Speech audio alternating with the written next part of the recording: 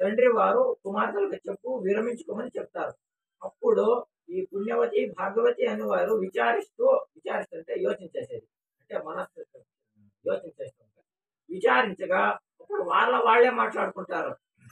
మనము ఊరికి దూరముగా ఎక్కడైనా ఒక చోట పోయి అక్కడ ఈ వ్రతము చేస్తామని సంకల్పించుకుంటారు ఇద్దరును.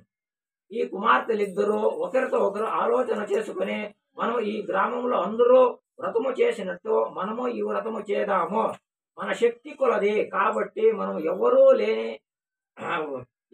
లేని స్థలమునకు పోయి ఈ వ్రతము చేద్దాము అని ఆలోచన చేసుకుని గ్రామమునకు దూరముగా ఉండే ఒక నది తీరము దగ్గరకు పోయి అక్కడ పుణ్యవతి, భాగవతి కట్టుకుని చీరలు మడుగులుగా చేసుకుని మడుగులు కట్టుకుని ఒక వడవృక్షము కింద ఇసుకతో దేవుణ్ణి నిలిపి ఇసుకతో కజ్జాయలు చేసుకుని మర్రి ఆకులు తమలపాకులుగా భావించుకొని మర్రికాయలే పాకులుగా భావించుకొని మర్రి నారే దారముగా భావించుకొని ఈశ్వరుని గూర్చి మనస్సుతో చక్కగా ధ్యానము చేసుకుని వ్రతము చేయుచుండగా పార్వతీ పరమేశ్వరులు అంతరిక్ష మార్గాన వస్తూ ఉండగా ఈ పట్టణంలో సర్వలు తమ శక్తి కొలది ఈ వ్రతము చేస్తూ ఉండగా ఈ పట్టణంలో ఊరి ముందర జనసంచారం లేని జాగాలో ఎవరో ఇద్దరు చిన్నవాండ్లు మర్రిమాను కింద ఉన్నారో చూతాము రమ్మని ఈశ్వరుని పార్వతీదేవి పిలిచే వేళకు ఆడవాళ్లతో కూడా వస్తే ఎక్కడెక్కడో వ్యాపారాలు నేను రాలేదు అని ఈశ్వరుడు చెప్పగా ఏమైనా కానీ చూచి వస్తాము రమ్మని పార్వతీదేవి ఈశ్వరుని ప్రార్థన చేయగా ఈశ్వరుడు పార్వతీదేవి కూడా వీళ్ళు ఇద్దరు వ్రతం చేసే స్థలానికి ముసలి బ్రాహ్మణ రూపముగా ఈశ్వరుడు ముసలి ముత్తైద రూపముగా పార్వతీదేవి వచ్చి చూచి వీళ్ళు భక్తికి సంతోషపడి ఈ చిన్నవాళ్ల చేత చక్కగా పూజ చేయించి వీళ్లకు మర్రినారు చేతికి కట్టి వీరి చేత ఇసుక గజ్జాయిలు వాయనం తీసుకుని కథా ప్రసంగం చెప్పి ఇష్టార్థములు సిద్ధించినట్లు వరములిచ్చి పార్వతీ పరమేశ్వరుడు తమ నిజ రూపమును చూపి నంతటా ఆ పుణ్యవతి, భాగవతి వ్రతము చేసి కథన విని తమ ఊరికి వచ్చే వేళకు చెవులలో ఉన్న చెవ్వాకులు కుందనపు కొమ్మలాయనో కంఠమందున్న నల్లపూసల సువర్ణ పూసలాయనో పూరిండ్లు అవన్నీ వజ్ర వైడూర్య స్తంభములు మేలుకొల్పు పరికలాయనో ఇట్లు గుర్తు తెలియక వచ్చే వేళకు ఆయనో కేశవభట్లు అనే తండ్రి ఎదురుగా వచ్చి మీరు చేసిన వ్రతం నుంచి ఐశ్వర్యము కలిగినో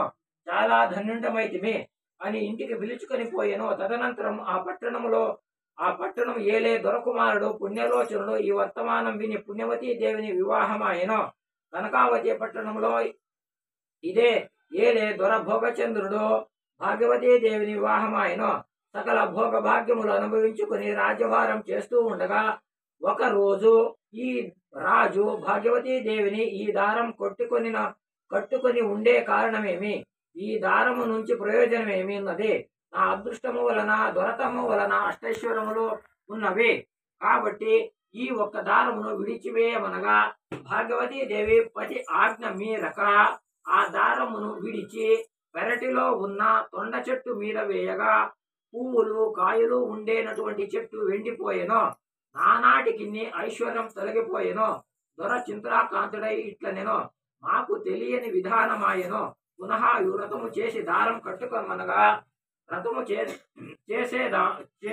చేదాము ఖర్చుకు లేకపోయెను. తమ అక్క పుణ్యవతీ దేవికి దగ్గరకు పోయి వర్తమానం సవిస్తారముగా చెప్పగా బహు ఆక్లేశపడి అనేకమైన ద్రవ్యం భరణిలో వేసి ఇచ్చి పంపెను. గనుక వచ్చే మార్గముందు ఒక సరోవరము గనుకొని చల్లని అన్నం ఆరగించవలెనని ద్రవ్యమున్న భరణి దగ్గర ఉంచుకొని ఉండగా మాయా అవతారముగా 2 మృగాలు సరసమాడుతూ వచ్చి ద్రవ్యం ఉన్న భరణి తీసుకొని పోయి సరోవరంలో పడవేసెను. గనుక ఆ తరువాత ఈ భాగవతీ దేవి వ్యాకులంబుతో పునః అక్క దగ్గరకు వెళ్లి నడిచిన వర్తమానం అని వినయపూర్వకంగా చెప్పి పునః కావలసిన ధనం తీసుకొని వచ్చి విధానపూర్వకముగా వ్రతమును చేసి తొండ చెట్టు మీద వేసిన దారము తీసుకొని కట్టుకొనెను. తొండ చెట్టు యథాప్రకారంగా చిగురు పారెను. భాగ్యవతీ దేవి తన పతి అయిన దొరసన్నిధికి వచ్చి తన ఇష్టదైవుడిని పాదారవిందము పూజించి నమస్కారము నరించి దొర చాలా సంతోషపడి ఈ దారం యొక్క మూల క్రియలు నాకు తెలియకపోయెను. పునః దారం నుంచి అష్టైశ్వర్యములు కలిగి చేస్తే మీ యొక్క పతివ్రత ధర్మంబును శక్యంబు లేదో ఇక మీదట సంవత్సరం ప్రతి సంవత్సరం శాస్త్రోక్త ప్రకారంగా వ్రతము చేయమని ఆశీర్వదించను. యథా ప్రకారము దొరతనం చేస్తూ సుఖాన ఉండిరే గనుక ఈ కలియుగముందుండే నానా విధుల జాతుల వారున్నో భక్తిపూర్వకముగా చపల వర్జితముగా పూర్వోక్త ప్రకారముగా విధాన సంతుష్టిగా ఈ కథములో ఉండే ప్రకారముగా ఈశ్వరుని పార్వతీదేవిని పూజించి వ్రతము చేసి జిహ్వాగ్రమందు వ్రతము చేసి దారం కట్టుకుని కథ వినిన వారికి చదివిన వారికి అష్టైశ్వర్యములు కలిగి పుత్రపుత్రాభివృద్ధి కలిగి మనమును ప్రార్థింపు సిద్ధించెను.